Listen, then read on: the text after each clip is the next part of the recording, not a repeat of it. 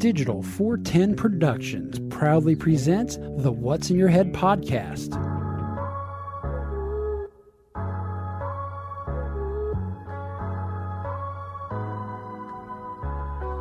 Digitized live from your company name here. the studios in Cape Coral, Florida. It's the What's in Your Head podcast. Let me see your recording. Cool.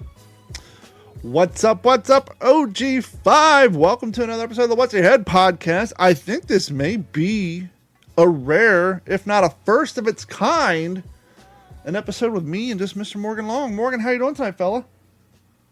Hey, what's going on? Are you recording? Absolutely. Okay. Oh, you're just making sure because Mike always forgets to ask me because he shirks on his duties. Yeah, I got to stand in for our We got recording on all colleague on ends. special assignment. Got it all ends. We got video recording. We got audio recording. It's all good in the hood. I kind of got this week, which is kind of a shame for a person in my line of work. So I got an email earlier this week. It said, "Hey, there was your Facebook manager, your Facebook business app. You have a what do they say? Not a compilation. When you work with not co-op, but a collab. Got a collab request from somebody else on Facebook, which is very common for TikTok, YouTube, and all that. And so I clicked the link, and it opens up I have kind of two Facebook accounts. One goes way back in the day before I really started pushing shit out, and then my modern day stuff. And so it showed a super old version of What's in Your Head Facebook page, which you can find. It has one subscriber because it was the very first version I made. And then it had a digital 410 page, but it was it had a don.a page, which I knew was real, but it's something I haven't even looked at since I worked at Stan and Haney. And that's all I did. Closed it out. That's it. Didn't log in, didn't do anything.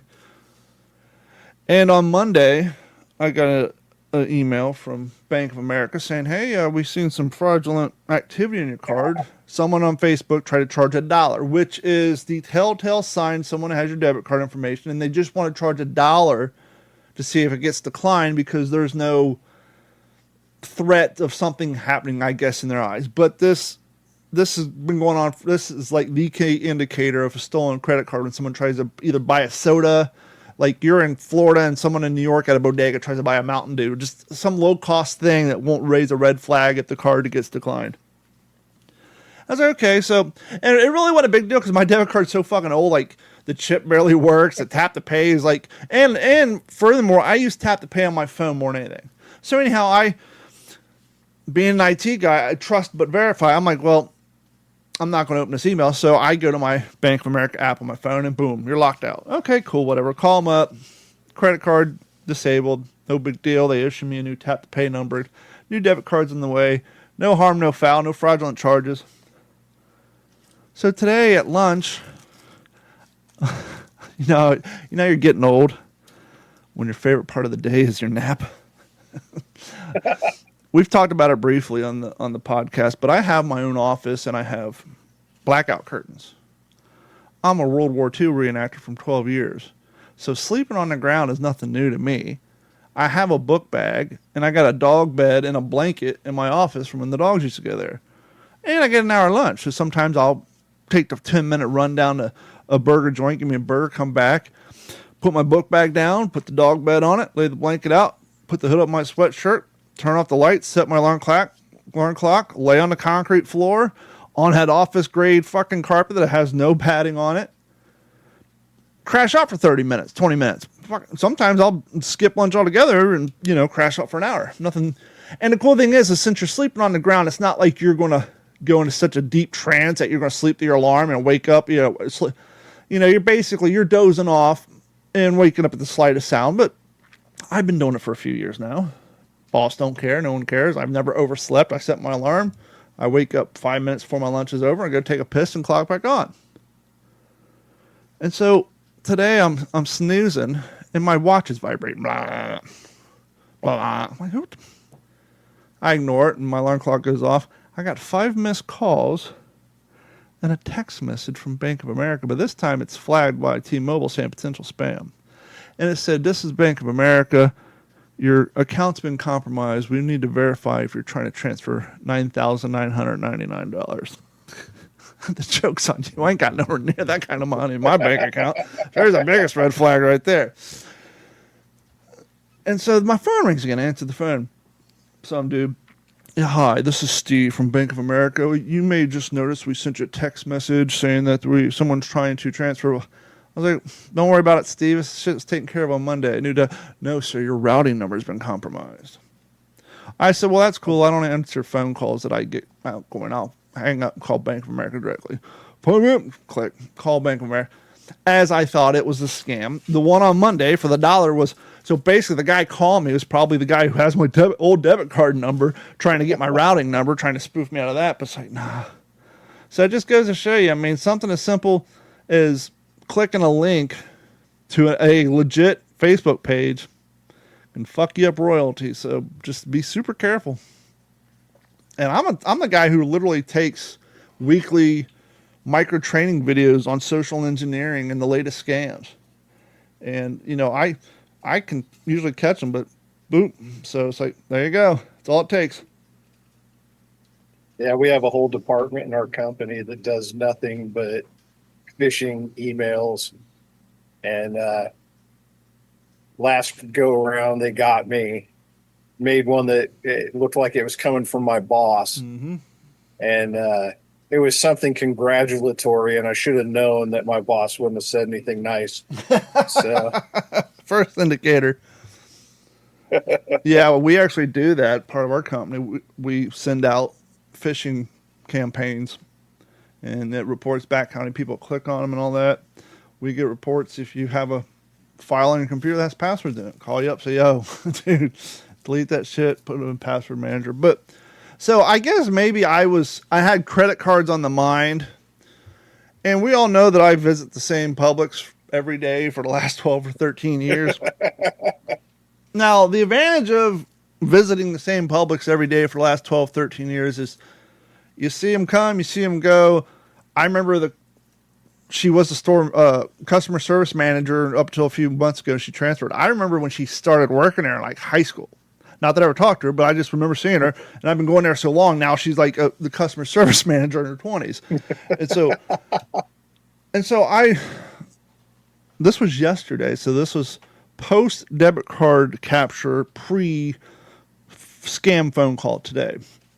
But I'm walking through Publix, and I see this bag boy. He's been working there for a while. He's about 17, maybe 18 years old. It's hard to tell nowadays. They all look the same. They all live at home, so it doesn't matter. But he's got those thick Buddy Holly glasses on with the Oakley logo on the corner of them. So I walk past him and go take a piss because, well, that's what old people do. You know, we leave work, time we get to Publix, we got to pee again. So I go take a piss, and I'm heading back, and I look at him again. I walk up to him and say, "Hey, man, let me ask you a question." He's like, "What's that?" I was like, "You ever had the problem where old people come in here and they can't get their debit cards to work?" He's like, "Yep. We see it all the time, right? They can't get their PIN code. They can't figure out the tap to pay. Much like my old card, the swiper's fucked up." But he's like, "Yeah." It's like, you help them resolve that." Yeah. I looked at him. I said, "While wearing meta glasses?" For those y'all who don't know, when you see these young cats wearing super thick black frame glasses like Buddy Holly and they have an Oakley logo on them, they're not doing it because it's the latest fashion. They have fucking cameras on them. If you look right here and right here, you'll see two little circles. Now, Facebook has a little red flashing light, but there's videos out there showing you how to take a super small drill bit and very carefully drill in just enough to disable the light. So, you know, not that pervy people would do this or anything, but so people don't know you're recording them in public. He's like, nah, I don't record all the time. I was like, I don't know. I said, what's the necessity to wear meta glasses at work? They're my prescription, which they were. You can tell prescription glasses. You know, you can see that when you look through the edge of someone's glasses, you'll see that the image gets either blurry or big versus, you know, like my daughter who went through that trend where she wore non-prescription glasses. They were just blank lenses because she liked the look. So you can tell when somebody's wearing. I was like, that's fine. I just think it's kind of fucked up. You're wearing meta glasses when you're working around people and their debit cards. And I walked away. And I got that close to going full-blown Karen. And saying something to a manager and say, Don, why does it matter? 2 weeks ago, there's a company in the Philippines who got separated from Meta. Not because they were doing anything wrong, but because they did an interview telling the reporter what they were doing for Meta. All the footage, when you're recording, it also goes to Facebook. It's the way it works. And Facebook wants to program their AI by paying people in the Philippines to watch your footage and tagging it. That's a cat. That's a dog. That's a guy standing up off a toilet wiping. And they're saying in this interview, we've seen people have sex. We've seen people taking a shit. We've seen people pulling their dicks out and taking a piss. We see debit card numbers, all that stuff. And so now this makes Facebook look bad. Oh, no, they weren't bobbing into the contract. So my point is, in the day where so much fraud happened all the time, let's not normalize. Let's not get comfortable with the idea that employees of companies, look, you're filling the fucking soft drinks in a popcorn bucket at a movie theater. Even still, you have access to people's credit cards. Let's say this is 1992, people are paying with cash, and you're just filling buckets. Fine, whatever. Or you're strapping people into the Ferris wheel at the circus. Fine, whatever. But if you work in an office environment where you have access to people's shit, or you're working around debit cards, any sort of personal liable information that people could want to have. And like I said on my TikTok, look, I'm not saying this kid's up to anything bad. But the problem is if you normalize it and we accept it, then the people who have no problem doing anything bad are going to start doing it. And as I said, back in the day there was a saying, there's only two promises in life. You know what they are, Morgan? Oh, death and taxes. Death and taxes. You know what the new other promises in life? All forms of technology will be used for one of two things, porn or fraud. Or both. Or both. So, what do you think this is going to do to, do you think this will spur on any legislation changing, like a one-party recording or one-party consent? Oh, that's a very good point. Florida is a two-party state. Now, some may argue that's audio and that's in privacy in your own home. But now, obviously, if he was at a doctor's office, you could easily have him sued for HIPAA violation because there's a whole thing about HIPAA violation. But one can make the argument, even though a credit card number is considered personal identifier and information, or IEPII, I don't know what a grocery store's PII liability laws are, right? I don't know.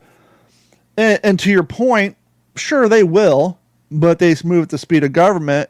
And so many of these politicians are so out of the loop that they'll pass a law about this in 15 years when no one's even using meta glasses and the damage has already been done, right? We're, at this point, we already got the Elon Musk brainstem chip in our head and our eyes are recording everything we look at anyhow.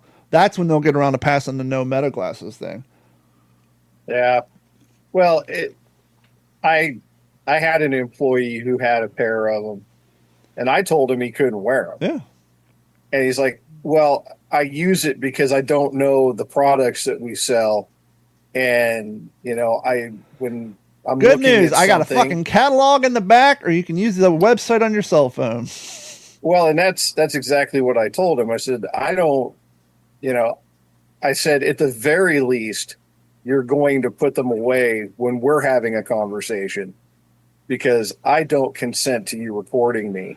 Well, and here's a bigger issue. And I run this place. Is that employee an in-house or is he a service tech? Because if he's a service tech, then he's going to other people's property recording their shit. And that's the thing, right? This employee, okay, let's say credit card information aside, right? You're a Publix employee. Maybe you're in a break room or maybe you're in a meeting and there's a sales policy being spoken about or there's a new corporate policy from human resources. Or maybe they're letting you know on an upcoming deal. all that stuff can be considered trade secrets. Mm-hmm. And what do they call it? Industrial sabotage? Industrial espionage. Yeah. So, I mean, imagine you're some 20-year-old intern who doesn't know any better, and you got a job at some, Stearns and dipshit investment company run by a bunch of old people. And they just think you're really into Buddy Holly, and they don't realize you're wearing fucking meta glasses because so many people don't realize it. And then all of a sudden you're sitting in on these trade secrets and you're recording them, and not because you think they're trade secrets, because you want to do a reel on how boring and drawn out your fucking company meetings are, and unbeknownst, because you're not paying attention, you're broadcasting fucking, liable trade secrets. You can get yourself, especially in a corporation like that where they got mad money, you can find yourself in a fucked up situation. Well, yeah, my company was started by attorneys. So, we have a bulldog legal department, and yeah, it's bad when you start messing around with shit like that. Now, I know you work with propane and propane accessories. See that video I sent you?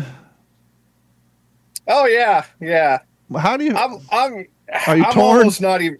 I'm not even sure. I think that's AI. I really do. Putting the propane and the mixing in with the RJ11 or whatever. That's 100% legit. So for those of you who haven't seen it, this guy's talking about how expensive. Now that's an older truck, so he's probably on original Freon, right? He's not on the new stuff, or do you think he's converted? No, that's an R12 compressor in that truck. So that's like old school. So he's talking about how expensive Freon is. And so what he does is he charges the system with a certain amount, and then he fills up the rest of the chamber. He cuts it with propane from one of those blue torch canisters that you put on your torch when you're lighting heat shrink on something, or you're burning some weeds out. And everybody's like, that's super flammable, but which is your first thought. But then people are like, well, original Freon was super flammable too. So, well, actually, the new Freon is also super flammable again. I don't know what it is. It's this stuff for houses, I guess, is extremely dangerous. Well, it makes sense too, because like if you were to take another sign of our age, right? When's the last time you've seen somebody refill a butane lighter? 1997. Nah, hell no. I did it like 3 days ago when it was time to have a cigar. Okay, well, cigar smokers, besides the point, which by the way, I'm hearing the young cats are starting to smoke again. I don't know how I feel about that. I guess yay freedom. But if you were to ever take one of those butane canisters and fill it upside down, it gets cold. So it makes sense that flammable gas that's in a compressed state does in fact get quite damn cold. So that in and of itself is not surprising. It's just I thought you were talking about the one you sent me where the guy knocked the bottle off the lift gate. No, that was AI. I definitely could see that was AI. Yeah. Yeah.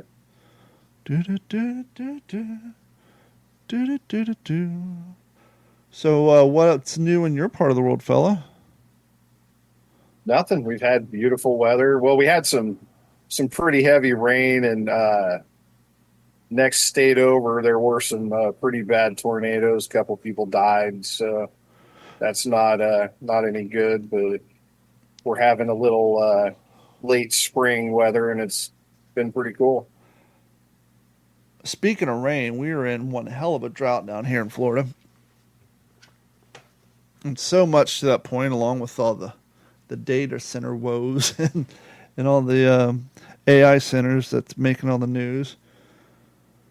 Florida Governor Ron DeSantis does what he does best, and it is take a good news story and make himself look good with it. So he just passed a bill, or trying to pass a bill, that basically gives the Florida citizens priority to their waterways over data center, which is a great law. I'm not bagging on it. I see what he does. But the reason I bring that up is this news story that you've probably seen all over the internet. A data center drains 30 million gallons of water unnoticed until the residents complain about low water pressure. Now, on its face, you hear that title. What do you think? Well, I don't know. They must have a hell of a cooling tower or something in there. Well, the way these data centers work, they actually have they're water cooled. It's like basically giant radiators, and it makes low hums that they're finding effects of neighboring cattle now. There's reports of these farms and these data centers that cows are losing weight. There's just you'll hear audio people like, yeah, listen, and you'll just hear a low consistent hum in the background, like 24/365. It never goes away. And these things use a shit ton of water, which is ironic because for the last 30 years, we've been hearing about global warming, especially from Bill Gates. But now it comes to AI and the money to be made. Global warming is no longer an issue. Really? You fixed it, did you? And now all these water. But here's why I bring up this story, because right now it's cool to make the data centers the bad guy. And I'm not saying they're not, but I have questions about this story. So I'll just give you the brief overview. The neighbors of a data center in Georgia are steaming because, if you're going to write a good news article, you got to have plenty of puns. The neighbors of a data center in Georgia are steaming over the discovery of a facility that sucked up 30 million gallons of water without initially paying for it. Here comes another good pun. You ready? The outage started bubbling up last year when residents of an affluent subdivision named Ansley Park in Fayette, Georgia, noticed their water pressure was unusually low. I will. It's very annoying, especially if you got a bidet. You know what I mean? You don't want to dribble down there. You want the full blast. Which, that's a money-saving tip. For some reason, we're paying $20 for packs of toilet paper now. Go on Amazon, pay $30 for an add-on bidet. You'll be happy you did, trust me. When the county utility investigated, officials discovered 2 industrial-scale water hookups feeding a data center campus located 20 miles south of downtown Atlanta. One water connection had been installed without the utility's knowledge. So somebody at the data center was like, fuck it, boys, grab a backhoe and let's hook up to the line. The other was not linked to the company's account and therefore wasn't being billed. So they got 2 attachments to the city water. Maybe this story strikes home because I'm still my water. I just now found a company to do my water hookup, paid them the deposit.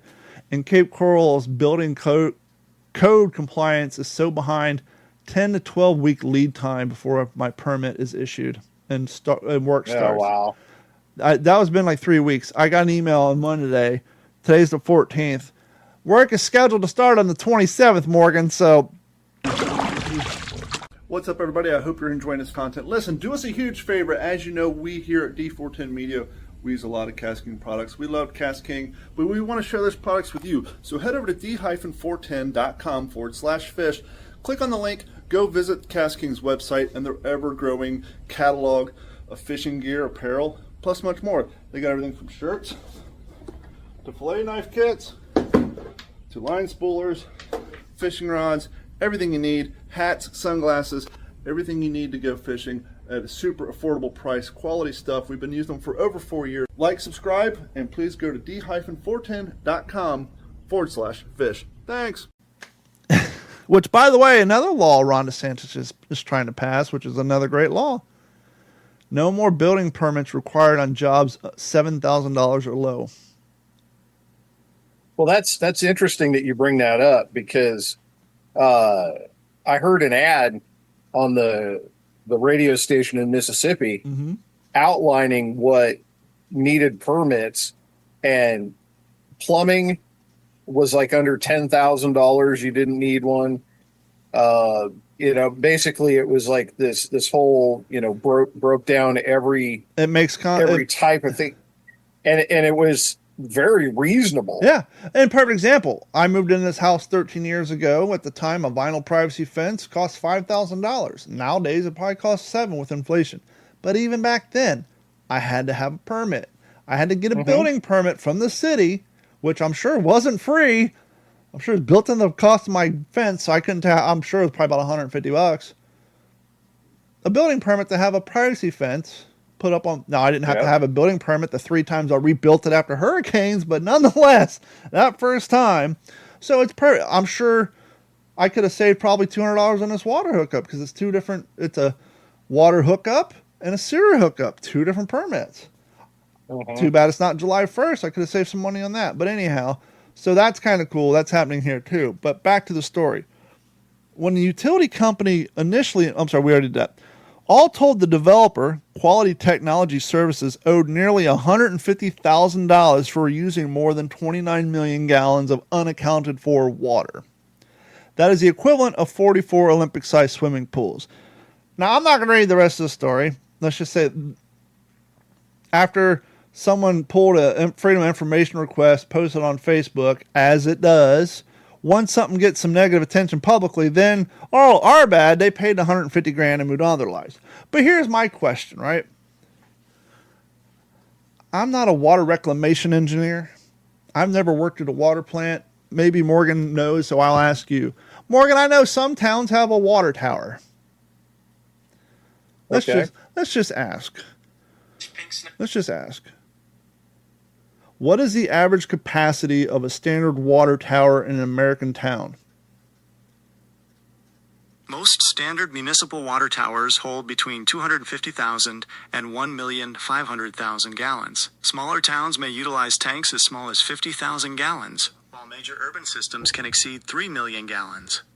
Okay, so major urban cities have a water tower that can hold 3 million gallons. Right? So, a water reclamation plant, for those of you who don't know, it's a plant that reclaims water, cleans it. It's not an access to unlimited clean water from the heavens. Whether they get it from the canals, the aqueducts, the sewers, everywhere in between, they capture water, they reclaim water, they pump water, they clean it. And just like anything else, there's cost involved. There's energy involved, right? So, you're trying to tell me that this company used, hold on, let me scroll down real quick. I think it was over 14 months. Between 9 and 15 months. So between 9 months and a little over a year and a half, they used 30 million gallons of water. We just heard that the average large-scale neighborhood or city's water tower holds, what do you say, 5 million? A little over? 3 million, I think it's 3 to 5, maybe 12 million, 3 to 5. Yeah. Short-term memory. So how does this work?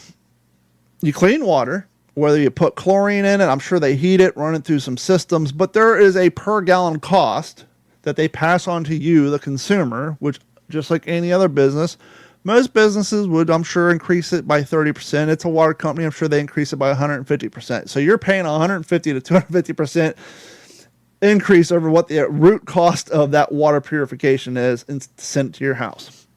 So they have a number. And so their facility, the process that it takes to clean a gallon of water has a cost to it that they have to pay at the wholesale level to the electric company, to the chemicals they use. The filters that they send this shit has a life. They can send so many thousand gallons to it before they got to change the filters. They got people's salaries. It's all broken down. Trust me, that's how businesses and utilities work. They can tell you down to the gallon, down to the thimble drop, how much it costs, what it takes to clean that water. But you're trying to tell me that this water plant outside of Atlanta didn't notice in that 9 to 15 month span that their costs have gone through the roof? I imagine they clean water, they pump it into the water tower or other water holding facilities. It didn't pop up on anybody's flag that all of a sudden they're producing 30 million more gallons of water than they normally do in a 9 to 15th month. But that's the whole root of the story, is that there's only so much water that's going to go through that main. Yes, but according to the story, nobody noticed, including the water company. Go ahead. Because that they're dispensing the same volume of water through that main.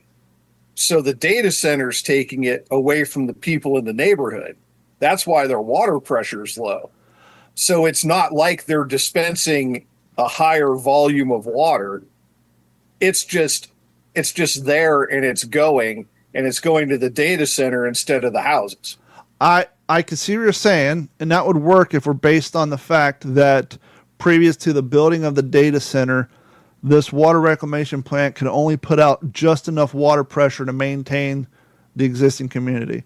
I'm sure the pressure they could put out to those houses, I guess I want to get into is I'm saying if the number of pressure their pumps can put out is X, and that community prior to the building of that data center was using 40%, let's say even 70%, and all of a sudden this data center, and now they're using 120%, and to the point where everybody's water pressure drops, you're going to notice because your pumps are going to be running extra longer. And that's my point too, right? You got these substations that are pushing water.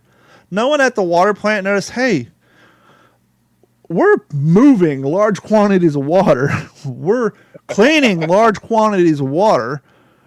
We used to work in X amount, we used to clean X amount of water in a 24-hour shift. We've had to increase that because the water pressure keeps dropping. I'm sure somebody somewhere noticed, and I wouldn't be surprised if somebody somewhere was getting a payoff to turn their head until things, I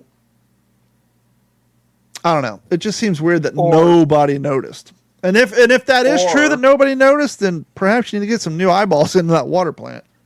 Well, that's what I'm saying. I mean, you've got some municipal worker who's 5 years from retirement, and he's like, hey, look at that.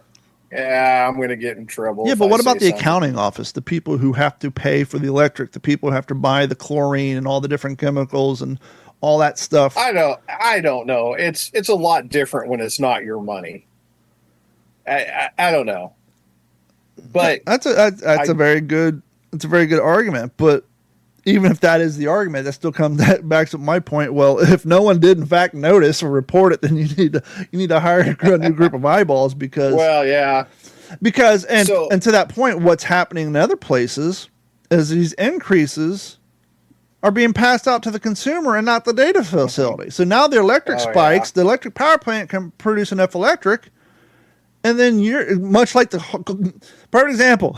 Every hurricane season, our car insurance goes up. I've lived through 8 hurricanes.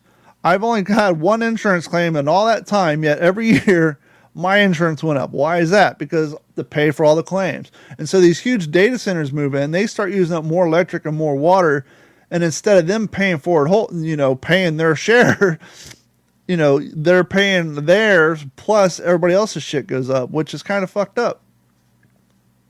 So while we're on the subject of what extra electricity a data center takes, what's the other big thing that has happened recently where you think, environmentalists would lose their fucking minds? Think about New York and data centers that they've put up, there recently. Well, if you're going to get to the fact, another question I've raised is why are all these data centers being built in the rural areas where they got to cut down 40,000 acres of trees? Well, that's true also, but that's not what I'm referring to. Okay, we'll get to your point here in a second, but my question is, did all those empty Ford manufacturing plants from 1820s in Dearborn, Michigan, those have all been cleared out and shit's been built there? All the steel mill plants in Pittsburgh, they've all been reclaimed and something else is there. Why aren't these data centers? Shopping malls. Well, yeah. Why aren't these data centers moving into those? Why does it have to be some farmland out in rural Kentucky? Why not put it in a area that already has a shit ton of fucking noise? Where backup beepers, trash cans, manufacturing. Why does it have to be out in a cow pasture somewhere where you can hear the low hum for 30 fucking miles? Why do you have to use up the water of low municipalities? Maybe that's the secret. Well, maybe Dearborn, Michigan couldn't support the 30 million gallons of water they need in 12, 15 months. And it also could be down to tax breaks. Mm-hmm. Maybe these rural communities are so desperate to have some place to employ their residents that they're willing to give tax cuts to these places so they'll come in and employ people. Well, let me ask you this. In your mind, how many employees does the data center need after construction? I mean, it doesn't need very many. It just needs one guy to walk around and fucking make eight? sure that all Four the lights are janitors. blinking. Yeah, 4 janitors, 2 Yeah. security guards, and 2 IT guys. See, that's the Yeah. thing. It's like after construction, what employment do you think they're going to have? It's a data center that needs like 12 people max. It's not like it's a, they're a Or manufacturing. the tax revenue after the breaks go. I don't know. But so what I was talking about was for years, growing up in the 70s and 80s, everybody lost their mind, especially when 3 Mile Island melted down. Mm-hmm. And so nuclear power is terrible and it's awful and we can't have it until we put a data center next to 3 Mile Island. And it's like, oh, hey, we should probably fire that shit back up so we can get enough electricity to run the place. Well, that's kind of what I was hitting at too with the Bill Gates stuff. He was one of those who wanting to rebuy 3 Mile Island and like, oh, you're going to start up nuclear power? Sweet, we're gonna feed the. No, that's just for our data center. It's like, really, because for the last 20 years, people's solution to global warming and lack of power, particularly in third world countries, has been nuclear power. But no, we can't do that. We can't build nuclear power plants to bring electricity to people who don't have it.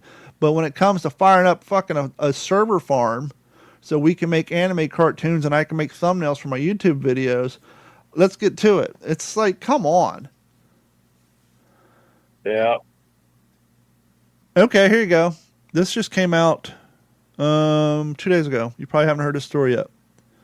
You like Lake Tahoe? Yeah, I mean, I could take it or leave it. If you're a millionaire, would you like it more? Because you can afford the property out there. Yeah, probably so. Nearly 50,000 Lake Tahoe residents have to find a new power source after their energy source looks to redirect lines to data centers. Could you imagine buying a house in an area? Okay, it'd be like living in Cape Coral and fucking LCEC says, hey, we're going to provide power to Fort Myers, but Cape Coral, you're on your own because there's a new data center opening up outside of fucking down outside of Naples and the Everglades because we sold 40,000 acres down there, which people would freak out about as they rightfully should. But could you imagine being told that, hey, we decided it's not as important to give you electricity anymore. We're going to cut your shit off, not because you didn't pay. And once again, these are millionaires. This is fucking Lake Tahoe. Yeah. Well, I was going to say that would be like building a data center in the Everglades and telling the people in Port Royal they're going to cut their fucking Naples, Marco Island off. Yeah. Lake Tahoe doesn't know where the power will come from after the next ski sessions, and it's a major problem for 49,000 residents. Okay, so the title said, I guess they said nearly 50,000, so they rounded up. The Sierra Nevadas tourist hub, home of ski resorts, lakeside casinos, and roughly 25 to 28 million annual visitors, is facing an energy crisis with a familiar culprit, the data center and the AI boom. NV, I guess maybe Nevada, NV Energy, a Nevada utility that has supplied the bulk of Lake Tahoe's electricity for decades, has told Liberty Utilities, a small California company that services in the region, it will stop providing power after May of 2027. At least they're giving you a year and a couple months to figure out what the fuck you're going to do. You better, what you better do? You better call up Generac, get yourself a whole home generator. But it's like, when does the government get involved and say, look, we need AI, we need to stay competitive with China, it's going to be the way the wars are fought. I get it, national security, yada, yada, yada. But when national security, when's the last, during World War II we had rationing when it came to food and all that. But when's the last time a private company that was a utility has been able to say, hey, we're going to stop providing power to you so we can give it to this one company over here? If that's not a monopoly, what is? Yeah, I don't get it. I mean, but the problem is the government's complicit. Well, it's because they're all getting paid off too, right?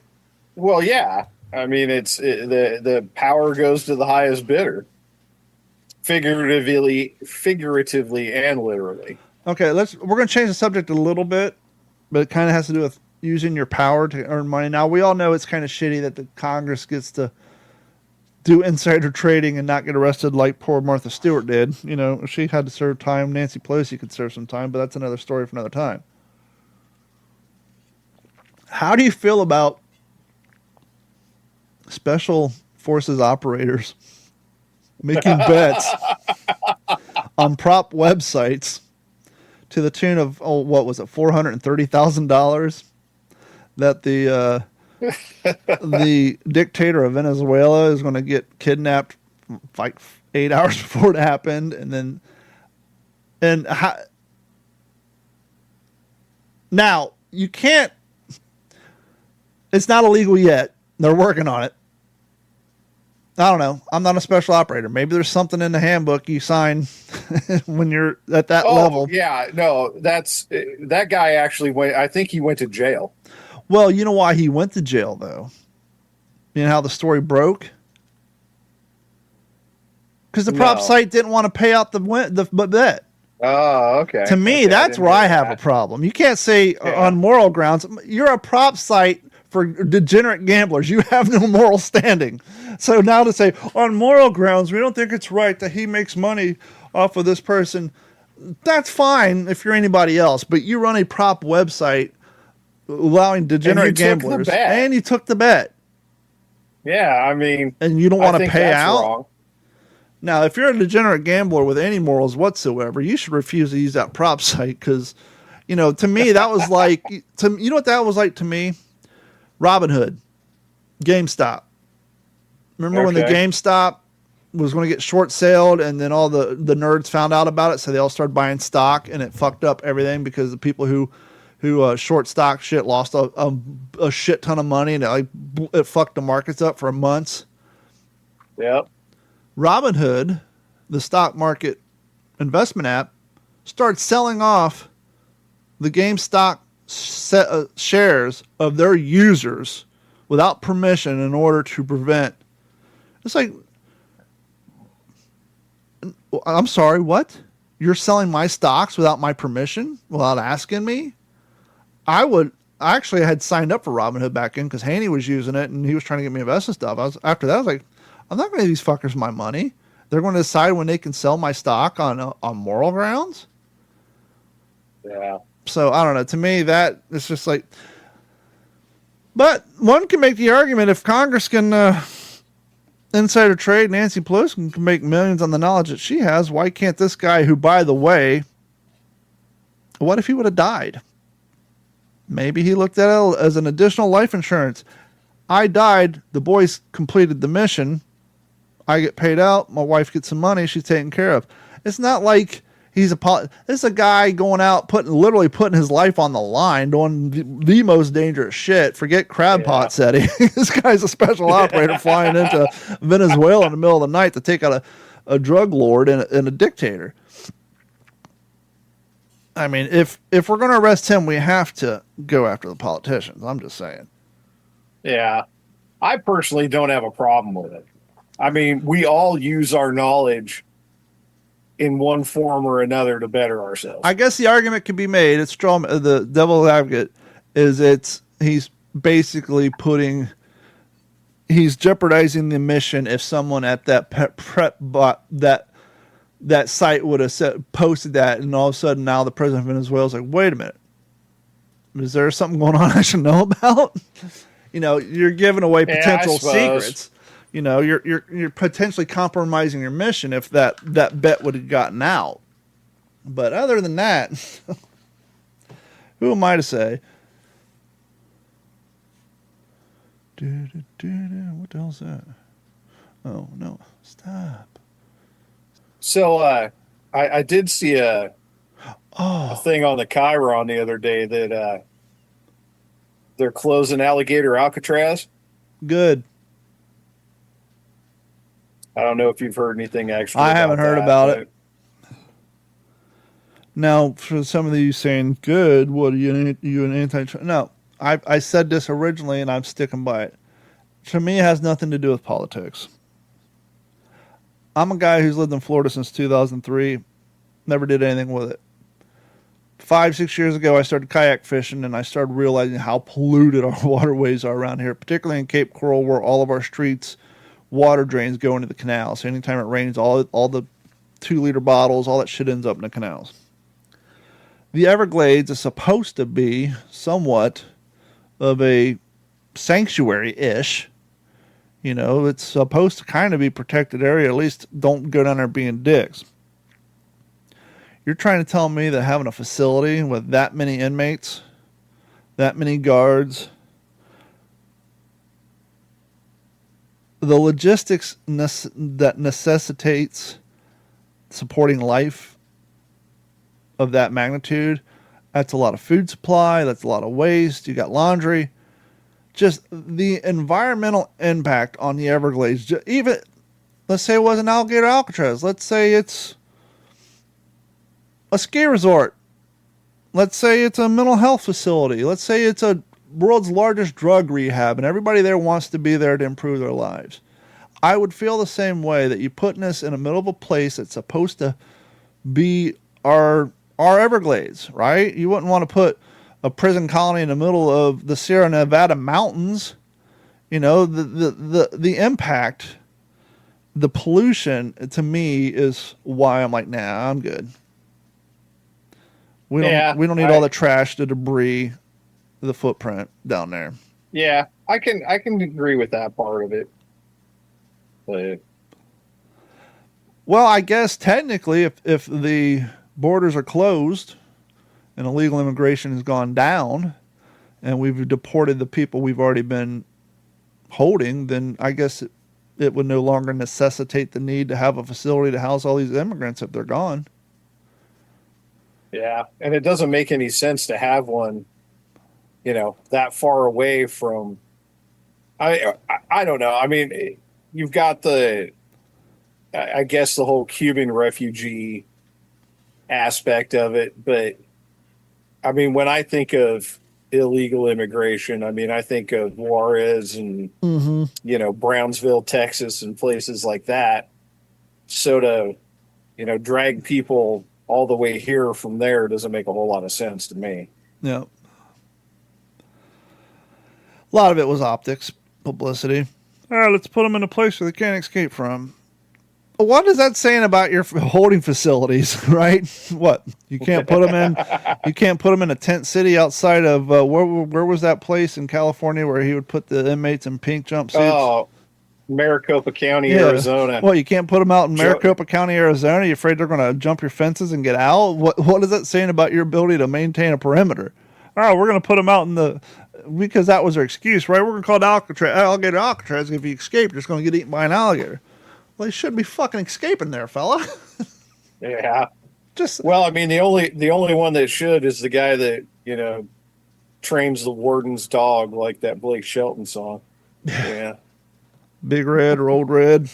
Yeah. I'm going to chalk it up for the big guy. So my work is near the school that Carrie works at. And they're not flock cameras, but there are now cameras posted out in front of the school. So if you're speeding during the school zone period, you get a ticket. I get it. School safety. I'll be vague with this, but somebody I know's wife was doing 49 through there and got a ticket for 49 miles an hour and like a 25 or 35, whatever it was. It wasn't from a cop. It was from the camera. This person has a keen eye. He's intelligent. He knows a thing or two about a thing or two. And for whatever reason, he was looking at the ticket. He was looking at the address on the ticket. He said, well, that dog don't hunt.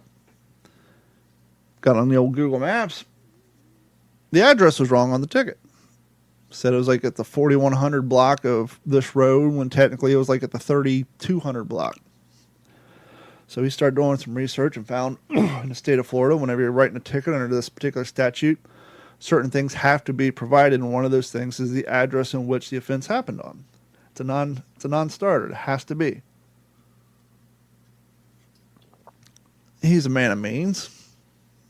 He can afford a $150 ticket. He's like, fuck it, I'm fighting it. Okay. So he says, hey, I'm fighting a ticket. 11 months later, he finally goes to court. He said the judge sits everybody down, gives them a 15-minute lecture on the things that are not a viable excuse to get you off the ticket, including I didn't know, I had to use the bathroom, what, blah, blah, blah, blah, blah, and said, listen, plead guilty right now and get the fuck out of here. You pay $150. You make me sit here all day and listen to your bullshit. Of course, I'm ad-libbing. He wouldn't say that in the fine legal institute, but basically between the lines. Listen, I got better shit to do. You fuckers make me sit here all day, and I find you're guilty. You're paying $350. That in and of itself should be illegal, but that's another story for another time. That's what he told him. Boss said half people in the room got up, paid $150 and bounced. Another half stayed. This person's like, well, can't wait to see the first few people go up there. First person, Steve, my friend. He's like, fuck. I was hoping at least see a couple other people go up there and see. So the camera company go first. They're the offense. They got to prove the guilt, right? Innocent until proven guilty. So the people whose job it is to prove the guilt get up there, and much like the song Alice's Restaurant, they get up there with black and white 8x10s with explanations on the back of each one saying what it is, and they show the camera and the slide, and here's a picture of the car, there's the license plate, there's the address, there's the time, there's the date, blah, blah, blah, blah, blah, going through the slideshow that the offense, the camera company is made to prove that this rat bastard was doing 49 miles an hour. And they want their $150 because, out of that $150, probably 100 of it's theirs, the 50 goes to the state, or vice versa. Either way, everybody's getting rich. A friend of mine's turn goes up there, and the judge says, first and foremost, do you admit that that's your car? Yes, I do. Do you admit that that's your license plate? Yes, I do. You admit that that's your significant other driving? Yes, I am. Okay, then what do you possibly have to say? My friend said, well, I got this whole presentation and these color printed out versions of the X's and O's and back of each one, but instead I'm going to ask them to put their evidence back up. I was like, what the? You want us to use the evidence that we made against you to show that you're going to use that to show you're innocent? Please. Okay, go ahead. They put up their slide. Scroll down, stop. Okay. Read that address. Okay. The address in the presentation was the correct address. Now, if it would appease the judge in the courtroom, I'm going to present to you my evidence. Brings out printed up colored Google Maps, state statute, listing all the things that had required for this particular bill to go through. Okay, if you go to page 2, you'll see a scanned copy of the ticket. Look down on line 3. Check out the address. Now cast your eyes up there and check out the address. They don't match because someone on their side realized that the address was wrong. And now if you go to page 4, Florida State Statute 65 subcapital blah, blah, blah, blah, blah, blah, blah, blah, blah, specifically states that these things must be presented and true to fact in order. Number 2, the address. Judge, like lawyers, they all come up. Long story short, threw his ticket out and got off. Spent more than $150 in time, prep, energy, and effort, but he chalked it up for the small guy. It makes you wonder how much money did they make off of that camera system before somebody realized the shit was wrong and fixed it. But also goes to show, it's a little warning out there for you guys. These tickets, these laws, there's a fine line that makes them legal in laws. They're written in a certain way. So sometimes it may, particularly if you're not a well-to-do person, it may be worth your time to see if you can save yourself $150 on a bullshit ticket. But yeah, he got off.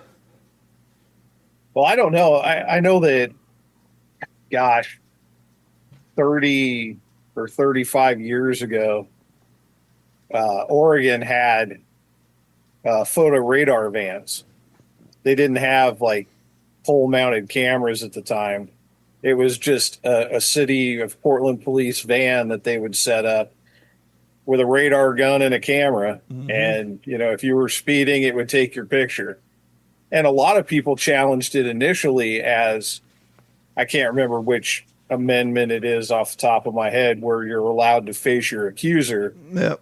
And they're like, what are you going to do? Drag this van in? And so a few people got off. And at the time, I was working for the tow company, and they had to amend the law because commercial vehicles, there was a loophole where if you couldn't prove The driver. who the driver was, they dismissed the ticket.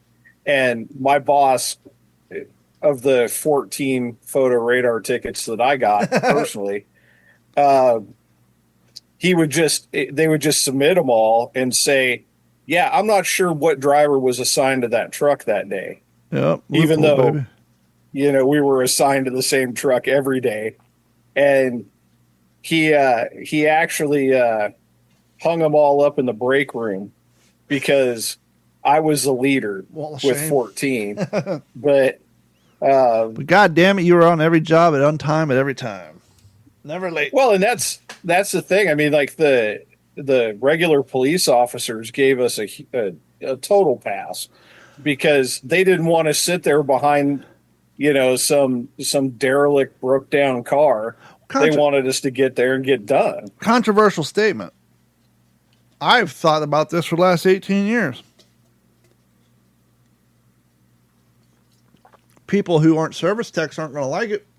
People who work on their ass in the office aren't going to like it, but I stand by it. Professional drivers should get a pass. Well, why? 10,000 hours, bitches. What makes you better at something? Time. Yeah, repetition. They're driving more in 1 month than most people drive in a year.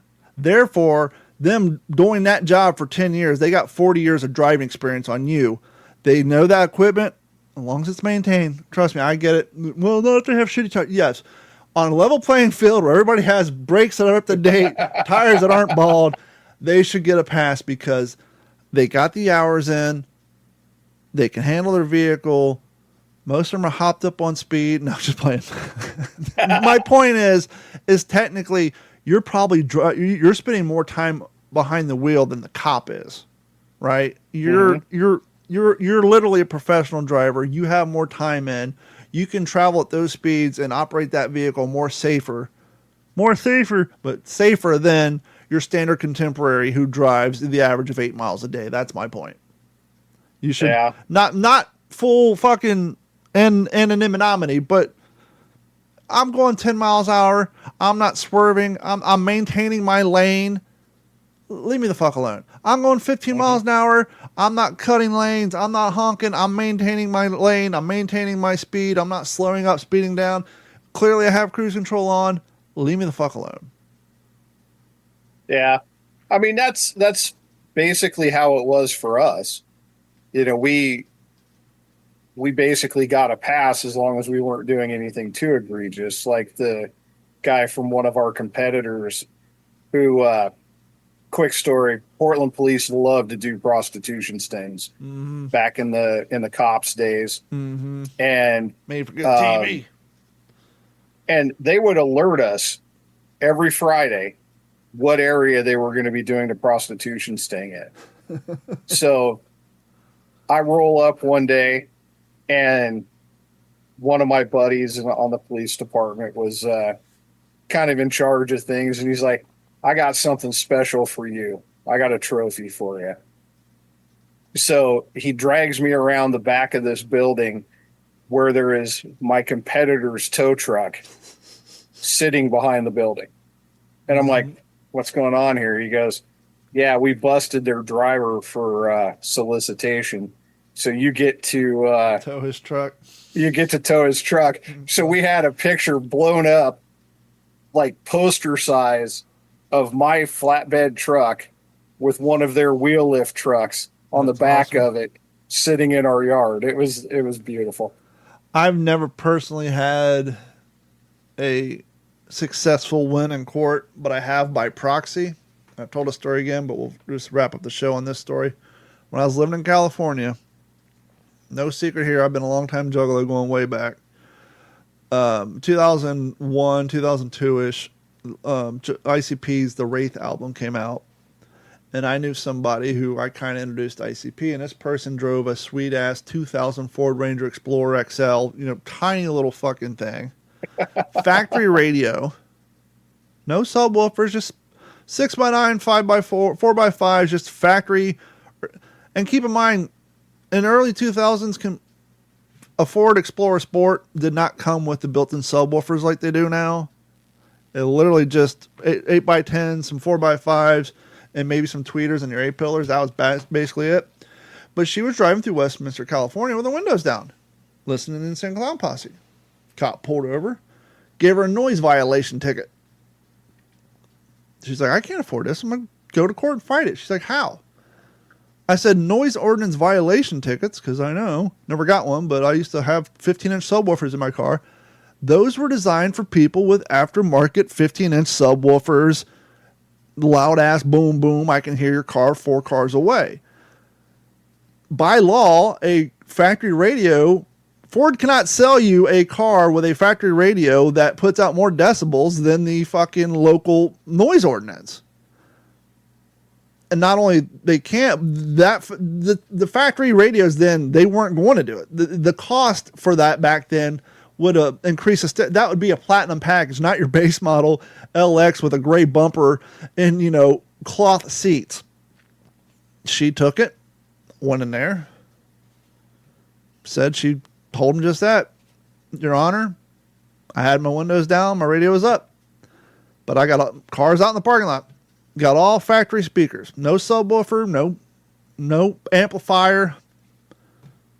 Threw out the ticket because I was right. There's no way that the factory Ford fucking radio with 6x9s and 4x5s with the windows down puts out enough decibels to register to break the noise ordinance law. So that was kind of my little win from the juggalos out there. But it's like, come on, you're going to get somebody a ticket for that? I actually got my car impounded for having a stereo too loud. That one cost me about $600. It was awful. What'd you have in it?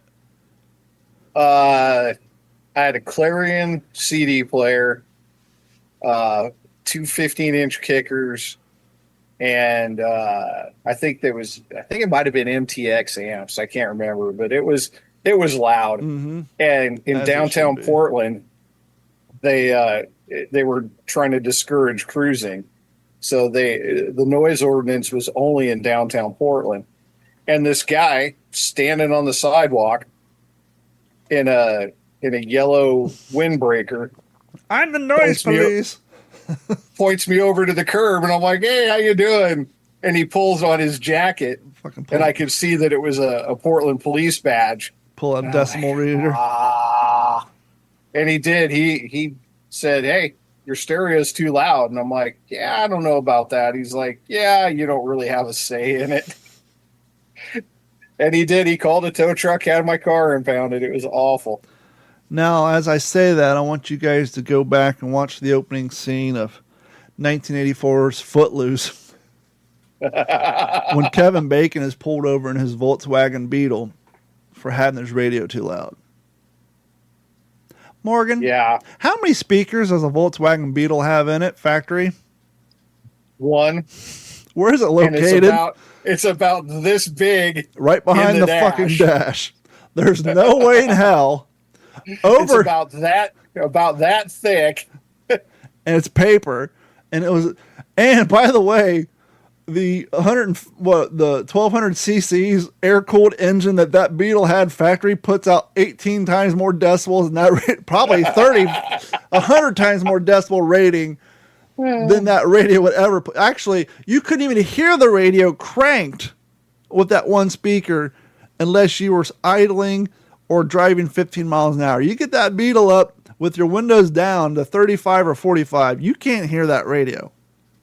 Oh yeah, you can't hear anything. Most modern day Beetle owners who kind of do a little restoration, they'll put a sound mat behind their seat, between the firewall, between the engine bay and that back seat, just to try to lower the decibels a little bit from that air cooled radio. So, but yeah, to me, the fact that they had him in like a 73 Beetle, which that one may have had door speakers at that time. I doubt it, but even still, you're not hearing that radio over that engine, and you sure as shit ain't going to hear that from your police car, chasing him down the old dirt road in Iowa where the fuck that movie took place. But, Hollywood's all about accuracy. Yeah. Want to wrap it up this episode of the What's in Your Head podcast. Thank you guys so much. Do us a favor. Head over to youtube.com. Look for What's in Your Head. Go over to what'sinyourhead.com, the website. Oh, I haven't shared this with you guys. For those of you who subscribe to us on iTunes, Spotify, through an app, you may have noticed about a week ago, 200 new episodes appeared in your app. We have moved, not web host, we have moved podcast host. So for the last I started this podcast in 2018, but I've had the same web host since the early 2000s. So long story short, podcasting has gotten so popular that now they have podcast hosting services that you can put all your MP3s on. The website still reside on that web hosting package, which I was able to downgrade to my normal cost, move all of our podcasts over to this new host. Not only has it greatly reduced the cost, but I'm not limited by space. I'm only limited by per hours I upload a month. In the past, we've had to delete old episodes off our website. When you go on our website, you'll notice like a lot of the old shit's gone. Well, now I no longer have a storage limit. I just have a limit on how many I can upload a month, which means we can maintain our older catalog a lot longer, and I can start editing some of those old ones and re-uploading them as best of. So, and we get better reporting now too. So if you're a subscriber, you're like, why the hell does my iTunes say there's 123 new episodes? Well, because those got uploaded to a different host. iTunes recognizes those, even though the dates are correct, they kind of recognize them as new episodes. So that's why you may have gotten a huge notification. Here's to that. Thank you guys so much for the support. Head over to what'sinyourhead.com, click on the links, sign up, subscribe. You can support us through Patreon, or you can just go subscribe and follow us on YouTube. Thank you guys so much. Mike will be back next week. For myself, Morgan, thank you guys so much, and we will holler at you later. This has been a Digital 410 production.